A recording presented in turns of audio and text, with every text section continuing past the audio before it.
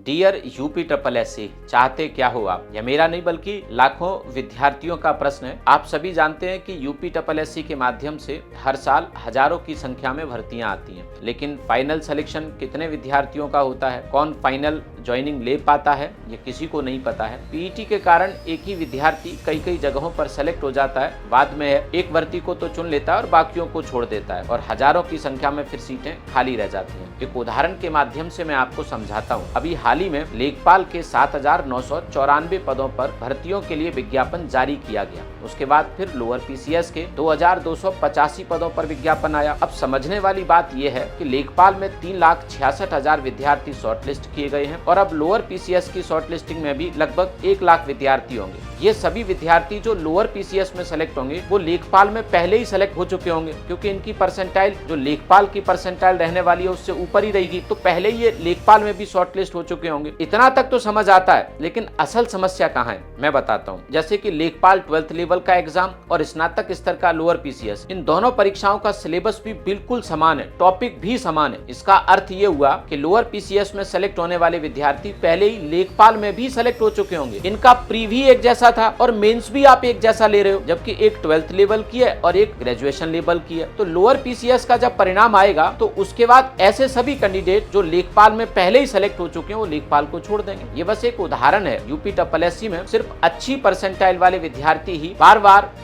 कई पदों पर चयन लेते जा रहे हैं, लेकिन फाइनल सिलेक्शन उनका भी नहीं हो पा रहा। जबकि होना यह चाहिए कि प्रतिवर्ष पीईटी का विज्ञापन जब जारी किया जाए तो उसके पहले ही उसके माध्यम से कितनी भर्तियां अगले 1-2 साल में आने वाली हैं इसका कैलेंडर जारी कर दिया जाए, क्योंकि कभी तो भर्तियां बिल्कुल भी नहीं आती और किसी वर्ष पैट के थ्रू या पीईटी के माध्यम से भर्तियां बहुत ज्यादा आती हैं। जैसे उदाहरण दूं आपको, 2023 में पीईटी के माध्यम से स्नातक स्तर की अर्थात ग्रेजुएशन लेवल की कोई भर्ती ही नहीं आई, तो विद्यार्थियों ने 2025 के पीईटी को उतना सीरियस लिया ही नहीं, क्योंकि एक भी भर्ती आपने नहीं कराई ग्रेजुएशन लेवल की, तो पीईटी 2025 का दिया ही नहीं। और अब पीईटी 2025 के माध्यम से काफी सारी भर्तियां आ रही हैं। यहाँ पे भी वही होगा कि जितनी भी 8-10 भर्तियां आई हैं उसमें ज्यादातर विद्यार्थी एक ही विद्यार्थी कई भर्तियों में कई पदों पर सिलेक्शन ले जाएगा और बाद में फिर वो एक को चुनेगा और बाकियों को छोड़ देगा और पद खाली रह जाएंगे और फिर आप 3-4 साल तक सो जाएंगे। फिर 3-4 साल बाद नींद आपकी खुलेगी, पद भी खाली रहेंगे, रोजगार भी किसी को नहीं मिला। तो भाई इस सिस्टम को थोड़ा सा सुधारना पड़ेगा। उदाहरण के माध्यम से मैंने आपको समझाया है, इस पर आवाज हम सब टीचर्स को, आप सब विद्यार्थियों को उठानी पड़ेगी और यूपी ट्रिपल एससी से सुधारात्मक उपाय करने की मांग हमें करनी पड़ेगी। कैसी लगी वीडियो आप लोग एक बार बताओ, फिर आगे इस पर प्रयास करेंगे अगर आप लोग चाहते हो तो। Thank you.